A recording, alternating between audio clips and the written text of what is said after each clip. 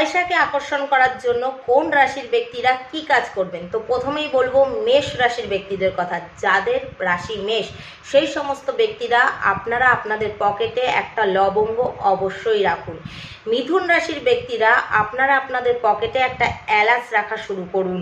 কর্কট রাশির ব্যক্তিরা আপনারা যেখানে টাকা রাখেন, আপনাদের সিন্দুক বা আপনাদের তিজোরি, সেখানে অবশ্যই কর্পূর রাখা শুরু করুন। সিংহ রাশির ব্যক্তিরা আপনারা আপনাদের তিজোরিতে অবশ্যই একটা হলুদের গাঁট রাখুন। কন্যা রাশির ব্যক্তিরা আপনাদের সঙ্গে একটা সবুজ রঙের রুমাল অথবা সবুজ রঙের কাপড় সব সময় ক্যারি করা শুরু করুন। তুলা রাশির ব্যক্তিরা সব সময় ইত্তর অথবা পারফিউম ইউজ করা শুরু করুন। পারলে আপনি আপনার যে সাইড ব্যাগ আছে সেখানে ইত্তর অথবা পারফিউম ক্যারি করা শুরু করুন, দেখবেন পয়সা অটোমেটিক্যালি আকর্ষিত হবে। বাকি রাশিদের কথা অন্য কোনো ভিডিওতে বলবো। রাধে রাধে।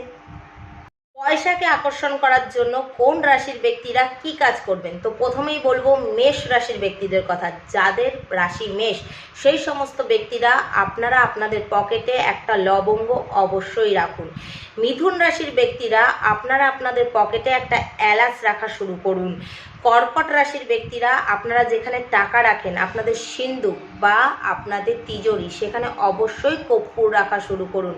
সিংহ রাশির ব্যক্তিরা আপনারা আপনাদের তিজোরিতে অবশ্যই একটা হলুদের গাঁট রাখুন।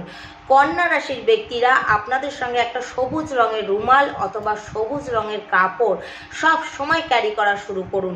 তুলা রাশির ব্যক্তিরা সব সময় ইত্তর অথবা পারফিউম ইউজ করা শুরু করুন। পারলে আপনি আপনার যে সাইড ব্যাগ আছে সেখানে ইত্তর অথবা পারফিউম ক্যারি করা শুরু করুন, দেখবেন পয়সা অটোমেটিক্যালি আকর্ষিত হবে। বাকি রাশিদের কথা অন্য কোনো ভিডিওতে বলবো। রাধে রাধে।